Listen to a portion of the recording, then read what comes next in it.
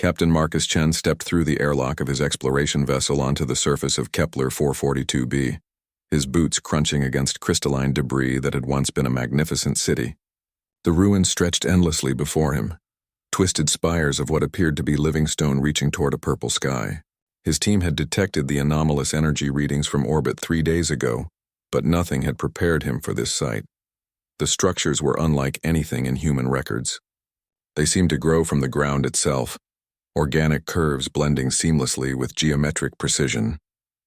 Ancient symbols carved deep into the stone pulsed with a faint blue luminescence, as if the very rock still held memories of its creators. "Sir, these readings are off the charts," Lieutenant Sarah Kim called from behind her scanning equipment. "The energy signature is consistent with what we detected from space, but it's stronger here. Much stronger." Marcus approached one of the larger structures, a towering edifice that resembled a sleeping giant. The detail was extraordinary. What he had initially mistaken for decorative elements were actually scales, each one perfectly carved and arranged. The creature's head was massive, with closed eyes that seemed almost peaceful in their eternal slumber. "Captain, you need to see this," called Dr. Elena Vasquez, the team's xenoarchaeologist. She stood before a stone tablet covered in the same glowing symbols they had seen throughout the ruins. "These inscriptions, they're not just decorative. They tell a story." Marcus joined her, studying the intricate carvings. Even without understanding the language, the images were clear enough. They depicted a great civilization, beings of incredible height and grace who commanded the very elements. The final panels showed something terrible, a darkness that consumed everything, leaving only stone guardians behind. "The pattern suggests a catastrophic event," Dr. Vasquez continued, running her fingers along the ancient text. "But look at this final section. It's different from the rest. Newer somehow, despite being carved in the same stone. The last panel showed a figure unlike the others, smaller, different in proportion. It stood before the same sleeping giant that loomed over them now, and from its mouth came symbols that seemed to dance with life. "Sir, I'm getting massive energy fluctuations from the central structure," Kim reported, her voice tight with concern. "Whatever's in there, it's responding to our presence." Marcus looked up at the stone dragon, its massive form casting long shadows across the plaza. Something about it seemed familiar, though he couldn't place why. The proportions, the way it held its head, even in sleep it radiated a sense of nobility and power that made his chest tighten with an emotion he couldn't name.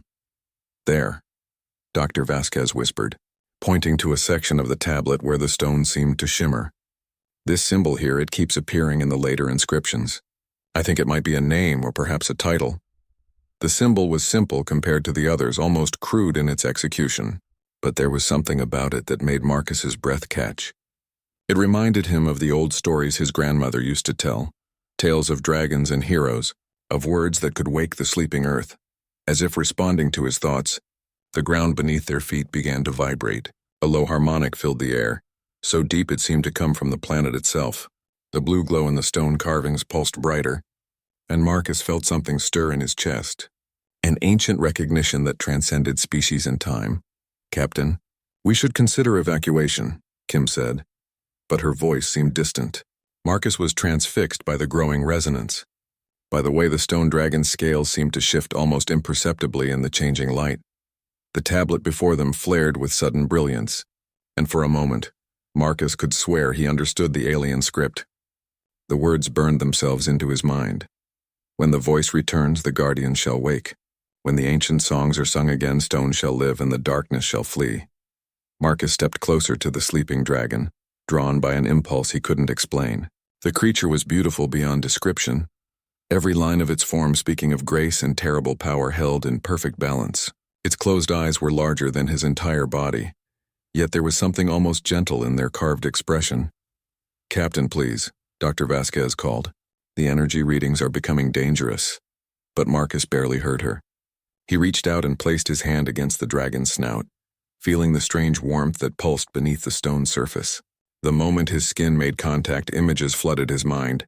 He saw the world as it had been, alive with impossible beauty, where beings of light commanded creatures of living stone in harmony with nature itself. He saw the coming of the darkness, a creeping void that devoured light and life, turning everything it touched to dust and shadow.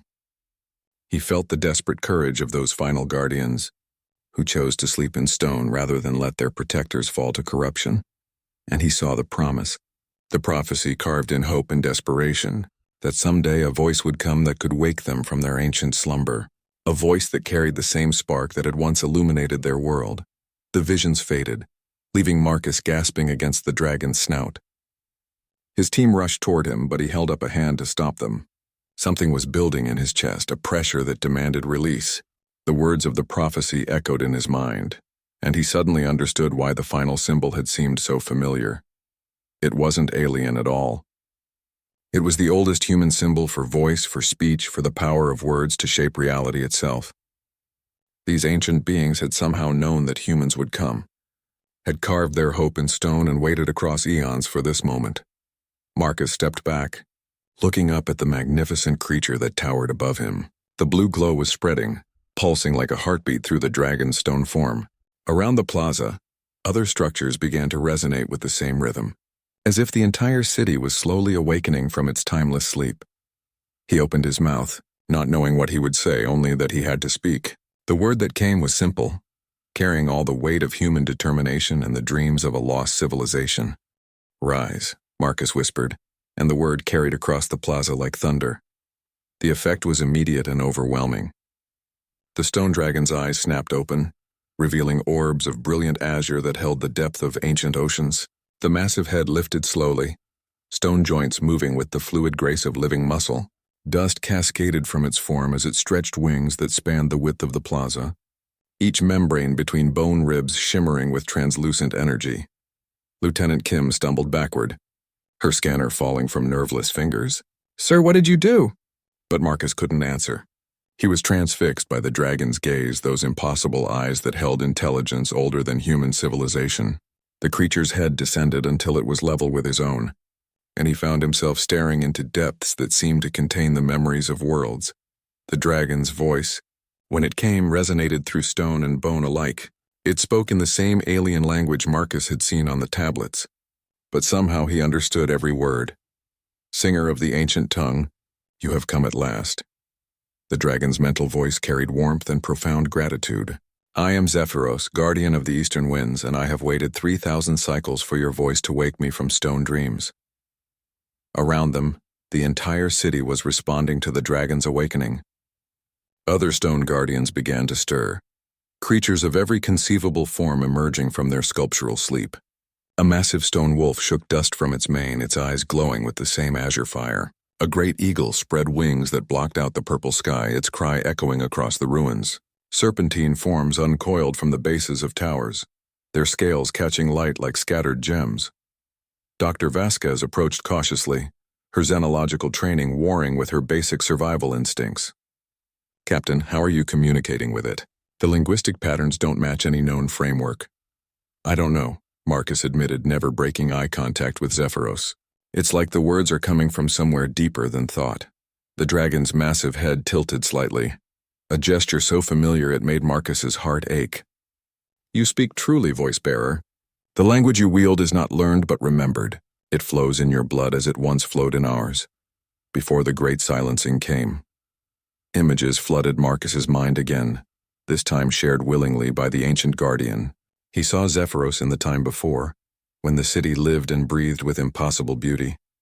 The dragon soared through crystal spires alongside beings of light and grace, the Athani, who commanded stone and storm with songs that shaped reality itself. What happened to them? Marcus asked aloud, and his team gathered closer despite their fear, drawn by the story unfolding before them. Zephyros's great eyes dimmed with ancient sorrow. The Void Singers came from the spaces between stars, beings who fed on harmony and light. Where their anti-songs touched, life became silence, beauty became ash. The Athani fought with all their power, but for every note of creation the Void Singers devoured, they grew stronger.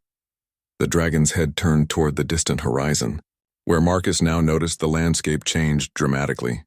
Where the city ended, the ground was black and lifeless, as if something had simply erased everything that had once existed there. The final battle lasted 7 days and 7 nights. In the end, the Athani made the ultimate sacrifice. They poured their life force into us, their guardians, turning flesh to stone so that we might survive the Void Song and wait for one who could sing the ancient tongue once more. Marcus felt the weight of that sacrifice, the desperate hope of an entire civilization resting on the possibility that someday someone would come who could speak the words needed to wake them. But I'm just human. I don't understand how I can do what they could not. The dragon's laughter was like wind chimes made of starlight. Just human? Voice bearer. You underestimate the power that flows through your kind. The Aethani foresaw your species in their final prophecies. They saw beings who could create music from mathematics, who could speak words that carried their souls across the void to touch other minds. They saw the children of Terra and they knew. Lieutenant Kim had retrieved her scanner and was frantically trying to record everything. Sir, the energy readings are stabilizing, but they're unlike anything in our databases. It's as if the molecular structure of the stone is transforming into something that shouldn't be possible.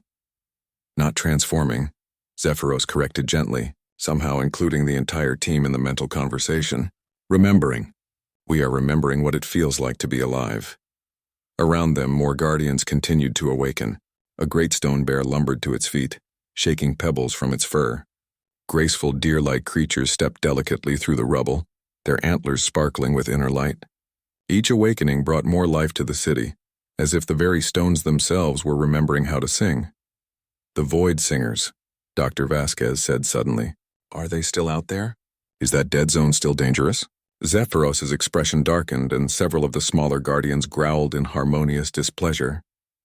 The great devourer sleeps in the heart of the silenced lands, but its spawn still crawl through the spaces between worlds. They seek always to complete their work, to reduce all existence to perfect eternal silence. But you can fight them now, Marcus said, certainty filling his voice.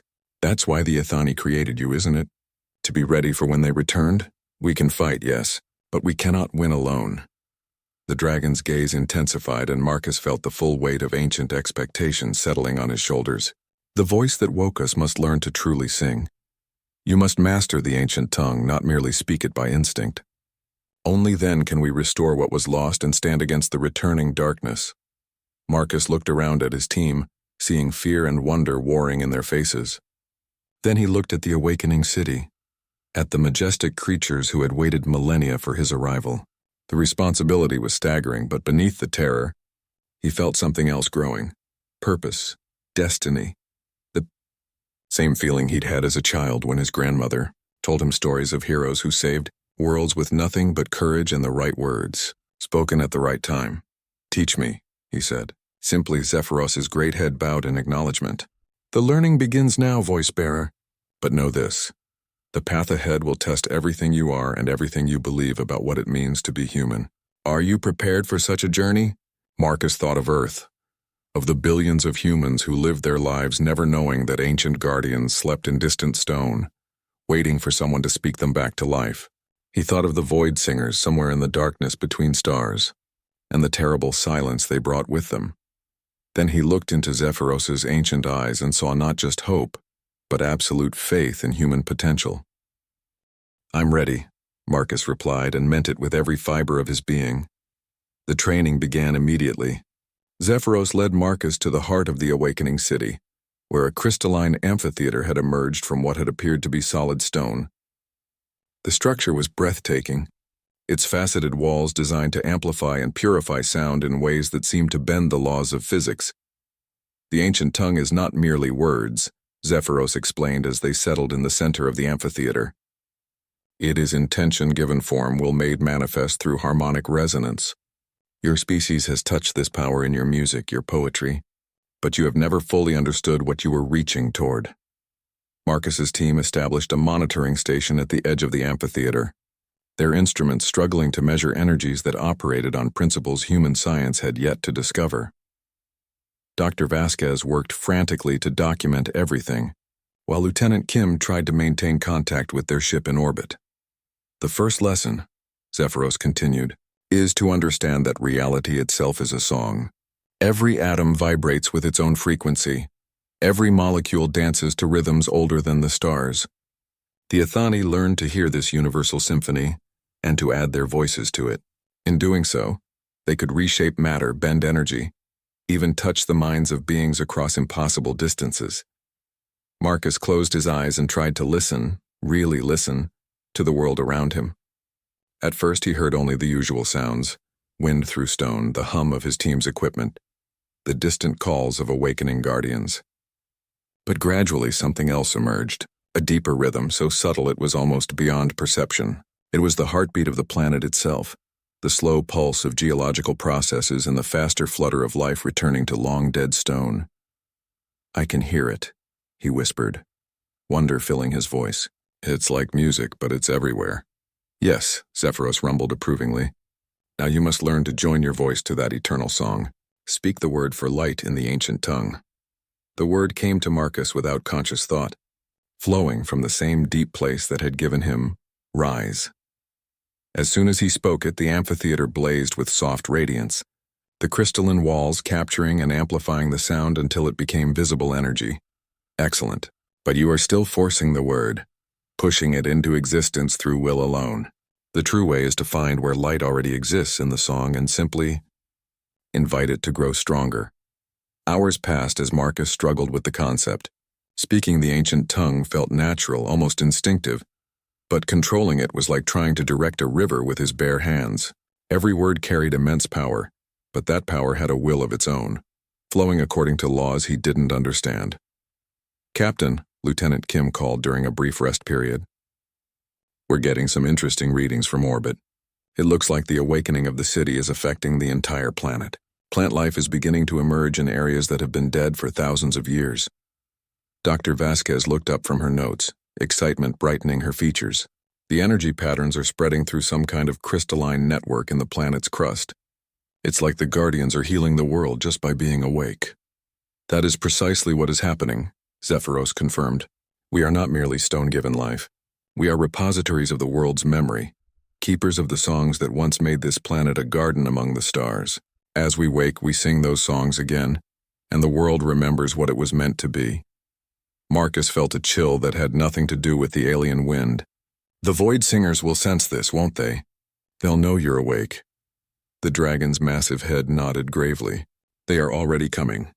My siblings on the outer moons have begun to stir from their own sleep, and they bring warnings of ships moving in the dark between worlds. We have perhaps days before the first scouts arrive, weeks before their main forces reach us. Then we need to call for help," Kim said immediately. "The human fleet—" "No," Marcus interrupted, the certainty surprising him. "This isn't a fight that can be won with ships and weapons. The Void Singers feed on conflict, on destruction. Military force would only make them stronger." "The voice-bearer speaks wisdom," Zephyros agreed. "This battle will be fought with songs, not swords. But there are other guardians scattered across this arm of the galaxy, sleeping in stone on worlds your people have not yet discovered. If the ancient tongue can be truly mastered, it can wake them all simultaneously, creating a chorus powerful enough to drive back the darkness." Dr. Vasquez looked up sharply. "You're talking about a galactic communication network. The energy requirements alone would be impossible by any known physics." "Your physics assume that energy must be created," the dragon replied with something like amusement. "The ancient tongue does not create. It reveals what already exists, harmonizes what was always connected. Every world touched by the Athani's influence contains sleeping guardians. Every guardian holds a piece of the greater song. Wake them all at once, and the galaxy itself becomes an instrument of immense power." Marcus felt the weight of that revelation settling on him. It wasn't just about this world or even this star system. If he could master the ancient tongue, he could awaken an entire galactic civilization's last defense against an enemy that sought to reduce all existence to silence. "The second lesson," Zephyros announced, "is about connection. The ancient tongue does not merely shape reality. It connects the speaker to all other things that share the same fundamental frequency. Speak the word for unity and feel how it binds you to the song of the world." This time, when Marcus spoke the word, something profound happened. For an instant, he was not just himself but part of everything around him.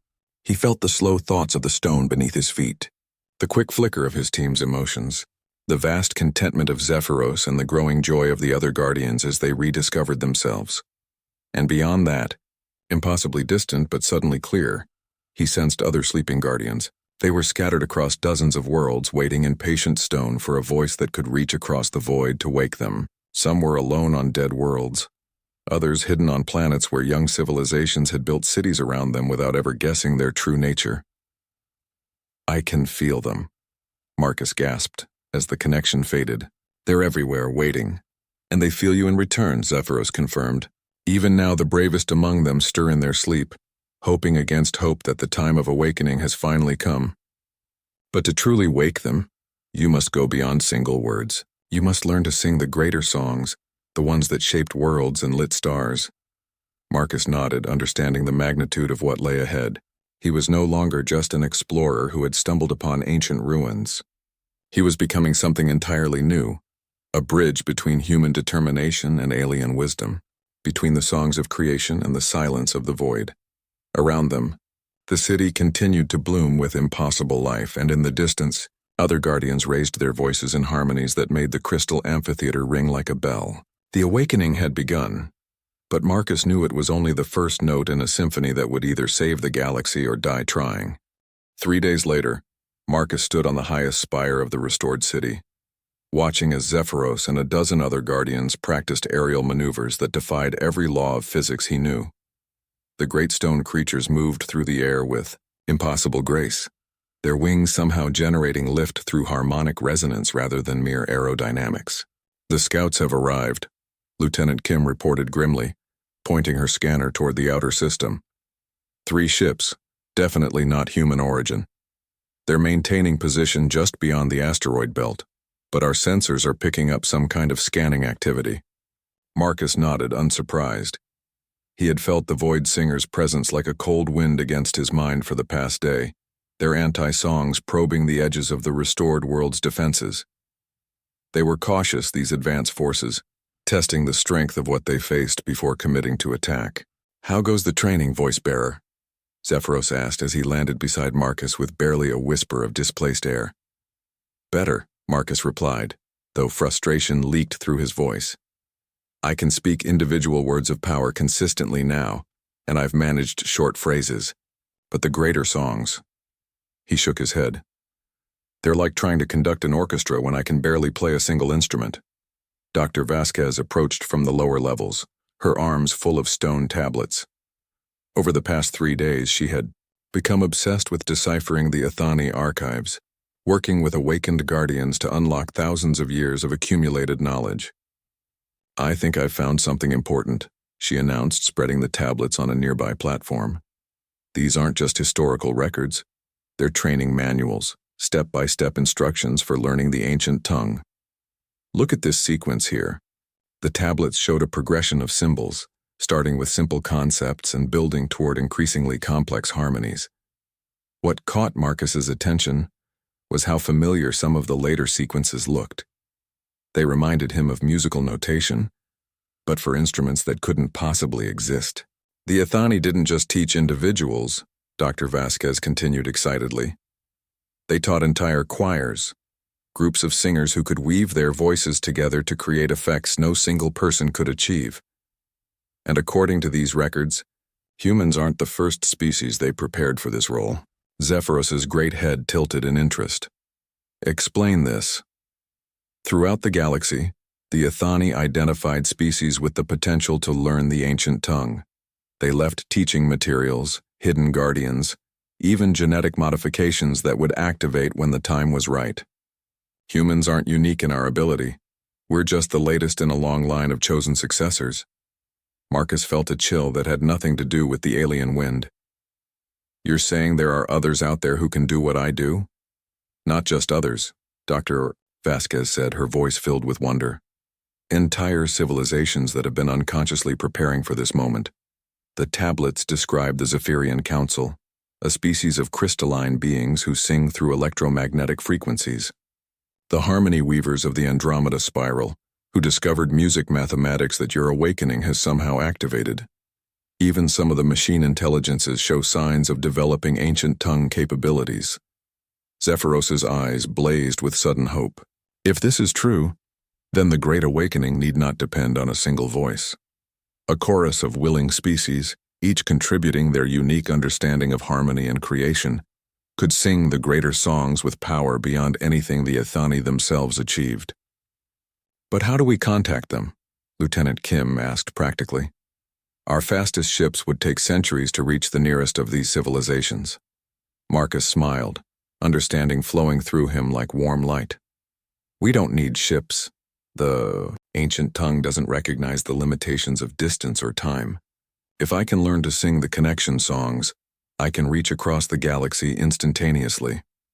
Over the following hours, Marcus worked with desperate intensity to master the complex harmonies required for galactic communication. The connection songs were among the most difficult in the Ethani repertoire, requiring the singer to temporarily merge their consciousness with the universal resonance that linked all matter. His first attempts were painful failures. The song would build properly, resonance cascading through the crystal amphitheater, but when he tried to push his awareness beyond the planet's atmosphere, the harmony would collapse and leave him gasping in psychic backlash. "You're trying to force the connection," Zephyros observed after Marcus's latest failed attempt. "The universal song already exists, linking every atom in creation. You need to simply ask it to carry your voice. Like making a phone call on a network that's already there," Dr. Vasquez added helpfully. Marcus tried again, this time approaching the song with humility rather than determination. Instead of commanding the harmony to carry his voice across impossible distances, he asked it politely if it would be willing to help. The difference was immediately apparent. The song built smoothly, each note flowing naturally into the next, until the entire amphitheater thrummed with barely contained power. Then Marcus opened his mind and gently pushed his consciousness outward, riding the cosmic harmony like a surfer on an infinite wave. Stars streamed past his awareness, entire solar systems reduced to flickering notes in the greater symphony. He felt the sleeping guardians on distant worlds, sensed the unique resonances of dozens of species who carried the potential for ancient tongue mastery. "People of the galaxy," he sang, his voice somehow carrying across light years without losing clarity or power. "This is Marcus Chen of the human species, speaking from the awakened world of Kepler 442b. The time has come to answer an ancient call. The Void Singers return, and only together can we stand against the silence they bring." The response was immediate and overwhelming. From the crystalline spires of Zephyr Prime came a harmonic greeting that sounded like wind chimes made of starlight. The machine minds of the Synthesis Collective added their binary harmonies, mathematical perfection given musical form. Dozens of other species, some barely aware they possessed the ability, began tentatively adding their voices to the growing chorus. "By the ancient treaties and the songs of our forebears," Marcus continued, his voice growing stronger as more beings joined the galactic harmony, "I call upon all who hear this song to awaken your guardians, to remember the old ways, and to prepare for the battle that will determine whether the universe remains a place of music and light, or falls to eternal silence." The connection song reached its crescendo, and for one impossible moment, Marcus was connected to every awakening consciousness across the galaxy. He felt their fear, their wonder, their desperate hope that after so many eons of waiting, the prophecies were finally coming true. Then the song ended, and he collapsed to his knees in the amphitheater, drained but triumphant. "It worked," he gasped. "They heard me. They're waking up." Zephyros lowered his great head until his eyes were level with Marcus's. "You have done something remarkable, voice-bearer. The galactic chorus is forming, and the Void Singers know it. Their scouts are already fleeing back to their masters with news of what they have witnessed." Lieutenant Kim's scanner began beeping frantically. "Sir, I'm reading massive energy spikes from across the outer system. It looks like the asteroid belt is singing." Marcus struggled to his feet and looked toward the horizon, where strange lights were beginning to dance among the stars. The awakening had begun in earnest, and soon the real battle would commence. But for the first time since stepping onto this ancient world, he felt genuinely hopeful. The galaxy was remembering how to sing, and silence would not have the final word. The Void Singers arrived like a plague of silence, their ships emerging from hyperspace in formations that hurt to look at directly. They were vessels of absolute darkness, constructed from materials that seemed to absorb not just light but hope itself. As they approached the outer planets of the system, everything they passed fell quiet, the natural resonance of cosmic matter simply ceasing to exist. Marcus watched their approach from the observatory atop the central spire, surrounded by his team and a dozen awakened guardians. The sight of the enemy fleet should have filled him with terror, but instead he felt a strange calm. The galactic chorus he had awakened was growing stronger by the hour, voices from across the spiral arm adding their harmonies to the growing symphony of resistance. 15 capital ships, Lieutenant Kim reported, her voice tight with controlled fear. And something else, something bigger. I'm reading a massive energy signature at the center of their formation, but the scanners can't get a clear lock on it. The Great Devourer, Zephyros rumbled, his ancient voice heavy with grim recognition. The first and most terrible of the Void Singers, the one who consumed the songs of entire star systems before the Ethani finally forced it into slumber. If it has awakened, then our enemy is more desperate than I feared. Dr. Vasquez looked up from the alien communications console she had been studying. The other awakened worlds are reporting similar fleets. Whatever we started here, it's forced the Void Singers to commit everything they have. This isn't just an attack, it's their final gambit. Marcus nodded, understanding the implications.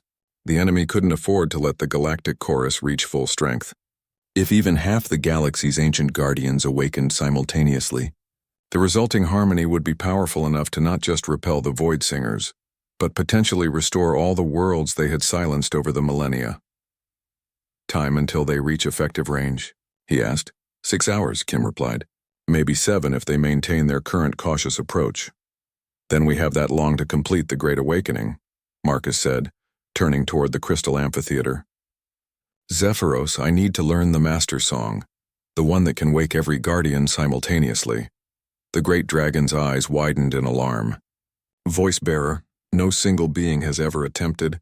The Master Song, even the greatest Ethani singers, required a full choir of 100 voices to safely channel such power.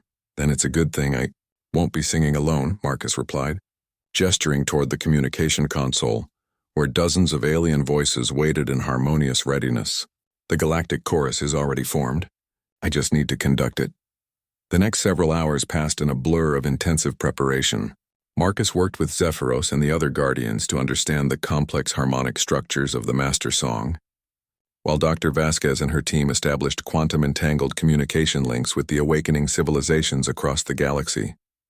The song itself was staggering in its complexity, a musical architecture that spanned multiple dimensions and required perfect synchronization across impossible distances.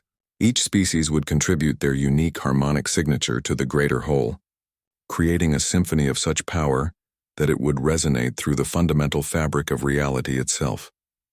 The Zephyrian Council is in position, Dr. Vasquez reported as Marcus took his place in the center of the amphitheater.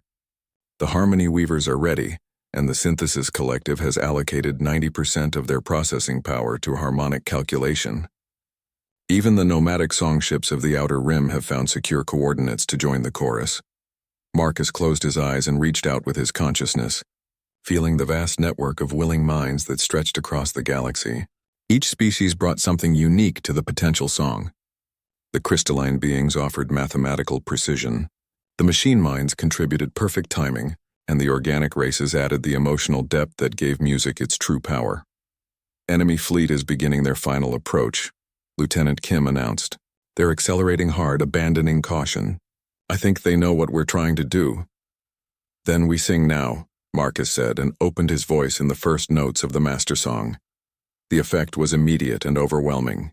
The crystal amphitheater blazed with light as the song built, each note perfectly harmonized with voices from across the galaxy. Marcus felt his consciousness expand beyond anything he had ever imagined, becoming a conductor for a cosmic orchestra that spanned light years. Through the quantum links, he felt the awakening begin. On distant worlds, ancient guardians stirred from millennial sleep as the Master Song reached them. Stone dragons unfurled wings on airless moons, crystal beings rose from the hearts of gas giants, and mechanical shepherds awakened in the ruins of forgotten civilizations. But the song demanded more than Marcus had anticipated. The power flowing through him was beyond anything a single consciousness could safely contain. He felt his awareness beginning to fragment under the strain, pieces of his identity scattering across the galactic network. Voice-bearer, Zephyros called out in alarm. You must stop. The song is consuming you. No, Marcus gasped, forcing himself to maintain focus even as reality blurred around him. Almost there. Just a little more. Through his expanding awareness, he could feel the Void Singers panic as they realized what was happening. Their ships were accelerating frantically, trying to reach the system before the awakening could be completed. The Great Devourer itself was stirring from its position at the center of their fleet, its anti-song beginning to build in preparation for a final, devastating attack. The Master Song reached its crescendo, and Marcus felt his individual consciousness finally shatter under the immense pressure.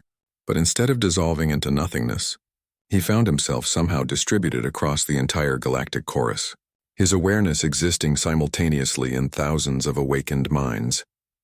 Through crystalline thoughts, he saw the moment of awakening on Zephyr Prime as an entire mountain range revealed itself to be a sleeping stone giant.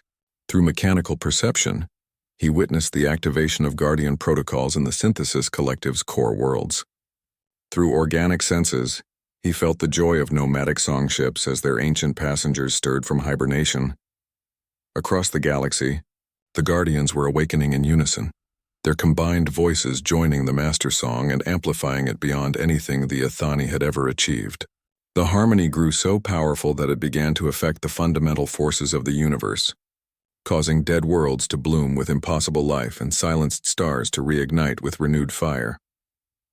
The Void Singers' fleet reached the outer system just as the Master Song achieved perfect galactic resonance. The Great Devourer opened its maw and released an anti-song of such terrible power that it should have reduced the entire system to lifeless dust. Instead, it met the combined voice of an awakened galaxy, and for the first time in eons, silence was not enough. The collision between song and anti-song created a shockwave that was felt across multiple dimensions. Space itself rippled like water, and for a moment that lasted eternity, creation and destruction hung in perfect, impossible balance. Then Marcus, distributed across 10,000 awakened minds but still somehow himself, spoke a single word in the ancient tongue. A word that had never been spoken before but had always existed, waiting for the right moment and the right voice. Hope, he sang, and the galaxy sang it back to him in perfect, triumphant harmony. The word hope resonated through the fabric of reality itself, carrying with it the combined will of 1 trillion awakened souls. The Great Devourer's anti-song, which had silenced countless civilizations over the eons, met this unprecedented harmony and began to falter for the first time in its existence. Where the opposing forces clashed, impossible things began to happen. Dead stars rekindled with new fire, their light carrying frequencies that sang of rebirth and renewal. Shattered worlds reconstituted themselves from cosmic dust, their surfaces blooming with life that had been thought extinct for millennia. The very void between galaxies shimmered with potential, as if the universe itself was remembering how to dream. Marcus, his consciousness spread across the galactic chorus but somehow still coherent, felt the Void Singers' shock and growing terror. They had built their entire existence around the principle that entropy was inevitable, that all things must eventually fall to silence and decay. The sight of their ultimate weapon being overwhelmed by pure creative force was shaking the foundations of their reality. Impossible, the Great Devourer's voice echoed across multiple dimensions, carrying undertones of fear that the entity had never experienced before. The songs are ended. The silence has already won. This cannot be. But it is, Marcus replied, his voice carrying the harmonies of 1,000 species. Through the quantum links, he felt Dr. Vasquez and his team watching in awe as the battle unfolded around them. Their scanners were registering energy levels that broke their instruments, phenomena that shouldn't exist according to any known physics. The Void Singer fleet, faced with the impossible sight of their master's weapon failing, began to retreat in disorder. Several of the smaller ships were caught in the expanding waves of creative energy and transformed beyond recognition. Their hulls of absolute darkness became crystal shells that rang like bells, their crews of silent despair replaced by beings of light and song. You see now why the Athani chose your species. Zephyros's voice reached Marcus through the harmonious chaos. Humans do not merely accept what is, you insist on what could be. When faced with the impossible, you make it possible through sheer stubborn hope. But the Great Devourer was not finished. With a roar that shattered nearby asteroids, the ancient entity began to draw upon reserves of anti-song it had hoarded for eons. The darkness around it deepened until it became a wound in space itself. a tear in reality through which the primordial silence of the void began to leak. "If I cannot have silence through conquest," the devourer snarled, "then I will have it through annihilation. I will unmake this entire region of space, reduce it to the nothingness that existed before the first song was ever sung." Marcus felt the galactic chorus waver as the true magnitude of the threat became clear. The entity wasn't just trying to destroy them. It was attempting to unravel the fundamental forces that held matter together. If it succeeded, entire star systems would simply cease to exist, leaving behind holes in reality that could never be filled. "We need more power," he realized, reaching out through the network to touch minds across the galaxy. "Everything we've awakened, everyone who can sing, we need them all now." The response was immediate and overwhelming. Not just the awakened guardians, but the civilizations they protected began to add their voices to the chorus. Billions of beings who had never heard of the ancient tongue instinctively understood what was needed and offered their voices to the growing harmony. On Earth, 4 billion humans suddenly felt an inexplicable urge to sing, their voices joining a song they had never learned but somehow always known. In the crystalline cities of Zephyr Prime, entire populations harmonized with mathematical precision. The machine minds of the Synthesis Collective contributed processing power equivalent to 1,000,000 supercomputers, calculating harmonic frequencies with unprecedented accuracy. Even the children joined in, their young voices pure and clear, adding an element of innocent joy that the ancient songs had long forgotten. The elderly contributed wisdom, their voices carrying the weight of experience and the knowledge that some things are worth fighting for regardless of the cost. Marcus felt his distributed consciousness expand again as the galactic chorus swelled beyond all previous boundaries. He was simultaneously a human explorer, a crystalline mathematician, a digital symphony, and 10 million other beings all united in a single purpose. The sensation should have been overwhelming, but instead it felt like coming home to a family he had never known he had. The combined song reached a crescendo that made reality itself sing in response. Planets rang like bells, stars pulsed in rhythm, and the cosmic background radiation itself became a carrier wave for harmonies of impossible beauty. The Great Devourer's anti-song, powerful as it was, began to crumble before this tsunami of creative force. "No," the entity howled, its voice carrying eons of rage and despair. "The silence is eternal. The darkness is absolute. This light cannot last." "You're wrong," Marcus replied, and now his voice carried not just hope but absolute certainty. The silence was never eternal. It was just waiting for the right song to break it. And that song is us, all of us, singing together. The final confrontation lasted only moments but felt like eternity. The Great Devourer gathered every fragment of anti-song it possessed, every silence it had ever stolen, and hurled it at the galactic chorus in one last desperate attack. The wave of absolute negation swept across the system, unmating everything it touched. But it met something it had never encountered before. A harmony so complete, so unified in purpose that it existed beyond the reach of mere destruction. The galactic chorus sang a song of existence itself, of the fundamental right of all things to be, to grow, to change, and to hope for something better. The anti-song struck the harmony and simply stopped. Not defeated, not overcome, but transformed. The silence that had been stolen from 1,000,000,000 worlds found itself becoming part of the greater music. The rests between notes that gave the song its rhythm and meaning. For a moment that lasted forever, the Great Devourer stood suspended between annihilation and transformation. Then, with a sound like a universe learning to breathe, the ancient entity began to change. The darkness that had defined it for eons cracked like an eggshell, revealing something that had been hidden at its core since the first day of creation. Light poured from the cracks, not the harsh illumination of a star but the gentle radiance of hope itself. The Great Devourer's form began to shift and flow, the accumulated silence of millennia transforming into something entirely new.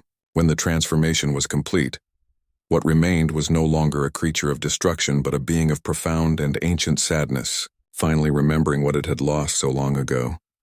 "I remember," the entity whispered, its voice now carrying harmonies instead of discord. "I remember what I was before the silence took me. I remember the first song, the one that gave birth to stars and dreams and the possibility of tomorrow." The galactic chorus gently embraced their former enemy, offering not conquest but redemption, not victory but healing. Across the galaxy, Marcus felt the awakened guardians extending the same offer to the remaining void singers, showing them that there was another path, another way to exist that didn't require the consumption of others' light. 1 year later, Marcus stood once again in the Crystal Amphitheater, but this time he was not alone. Representatives from across the galaxy had gathered for the First Harmonic Council, an assembly dedicated to teaching the ancient tongue and coordinating the ongoing restoration of silenced worlds. The transformation had been remarkable beyond all expectations. What had once been the Great Devourer now served as the Council's primary guardian, its vast consciousness helping to coordinate healing efforts across multiple star systems. The entity, which had chosen the name Resonance for its new existence, had become one of the most dedicated teachers of harmony, as if seeking to atone for eons of imposed silence. The latest reports are encouraging, Dr. Vasquez announced to the assembled council. She had been appointed as the human liaison to the galactic restoration effort, her expertise in xenoarchaeology proving invaluable in understanding the diverse ruins left by the Void Singers' past depredations. 73 worlds have been successfully reawakened, and their guardian populations are growing steadily. Marcus smiled, feeling the gentle touch of thousands of minds across the quantum network. His consciousness was no longer scattered as it had been during the Master Song, but he retained the ability to communicate instantly with any member of the galactic chorus. It was a gift that all the conductors shared, those individuals from various species who had learned to channel the collective harmony. The children are adapting most quickly, reported Crystalline Song of Morning Light, the Zephyrian representative whose melodic name was accompanied by complex harmonic frequencies. The young ones seem to instinctively understand harmonies that take adults years to master. Perhaps this is because they have not yet learned that such things should be impossible. Humans have a saying, Marcus replied with gentle amusement. Out of the mouths of babes. Children often see truths that we adults miss because we've convinced ourselves such truths can't exist. Zephyros, now serving as the Council's military coordinator, lifted his great head from where he had been reviewing defensive formations with other awakened guardians. The remaining Void Singer holdouts have retreated to the galactic rim, but they no longer pose a significant threat. Most are choosing transformation when offered the option.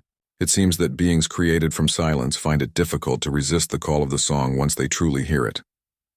Lieutenant Kim, now Captain Kim of the Human Exploration Corps, approached with a datapad full of reports from human space. The awakening effect is spreading through human territory as well, sir. Ships are reporting spontaneous improvements in their harmony drives, and several colonies have discovered guardian sites that were previously hidden. It's like the entire galaxy is remembering how to sing. Marcus nodded, understanding that this was exactly what was happening. The galactic chorus had created a resonance effect that was awakening dormant potentials throughout the spiral arm. Species that had never heard of the ancient tongue were developing their own variations of harmonic manipulation, each adding their unique perspective to the growing symphony of civilization. There is something else we must discuss, Resonance announced, its transformed voice carrying undertones of both hope and concern. The entity's new form was beautiful to behold, a shifting aurora of light and music that spoke of redemption and infinite possibility. My memories of the time before the silence reveal something important about the original Ethani civilization. The council fell silent, recognizing the gravity in Resonance's tone. The entity's recovered memories were the only complete record of the galaxy's distant past, before the Void Singers had begun their campaign of silence. The Ethani were not the first to discover the ancient tongue, Resonance continued. They learned it from another species, one that had mastered harmony so completely that they transcended physical existence entirely.